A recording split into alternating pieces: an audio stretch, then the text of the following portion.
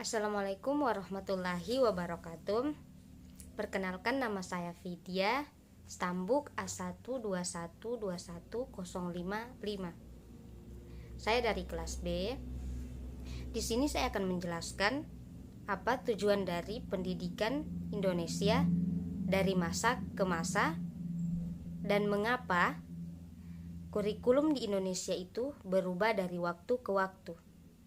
Baik, mari kita saksikan video berikut ini. Teman-teman, pertama-tama di sini saya akan menjelaskan pendidikan Indonesia dari masa ke masa. Sebelum itu, kita harus tahu apa sih tujuan pendidikan sebenarnya? Di dalam Undang-Undang Nomor 20 Tahun 2003 tentang Sistem Pendidikan Nasional Pasal 3 disebutkan tentang tujuan pendidikan, yakni mengembangkan potensi peserta didik agar menjadi manusia yang beriman dan bertakwa kepada Tuhan Yang Maha Esa, berakhlak mulia, sehat, berilmu, cakap, kreatif, mandiri, serta menjadi warga negara yang demokratis, juga bertanggung jawab. Dilansir dari silabus.id, tujuan pendidikan merupakan suatu faktor yang amat sangat penting di dalam pendidikan, karena tujuan pendidikan ini adalah arah yang hendak dicapai atau yang hendak dituju oleh pendidikan. Dalam penyelenggaraannya, pendidikan tidak dapat dilepaskan dari sebuah tujuan yang hendak dicapai. Hal ini dapat dibuktikan dengan penyelenggaraan pendidikan yang dialami bangsa Indonesia.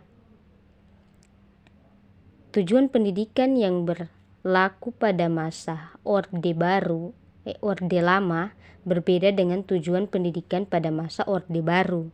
Sejak Orde Baru hingga sekarang, rumusan mengenai tujuan pendidikan selalu mengalami perubahan sesuai tuntutan pembangunan dan perkembangan kehidupan masyarakat dan negara Indonesia. Tujuan pendidikan nasional adalah untuk mencerdaskan kehidupan bangsa dan mengembangkan manusia yang beriman dan bertakwa terhadap Tuhan Yang Maha Esa. Dilihat dari artikel Formadiksi UM bahwa sejarah pendidikan di Indonesia memiliki cerita yang menarik dari masa ke masanya.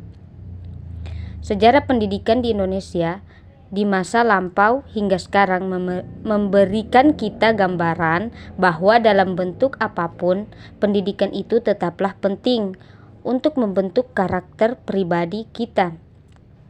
Walaupun sistem penerapannya berbeda-beda, tetapi pendidikan memiliki kesamaan tujuan, mulai dari pendidikan keagamaan, pendidikan karena penjajah, hingga pendidikan pasca kemerdekaan.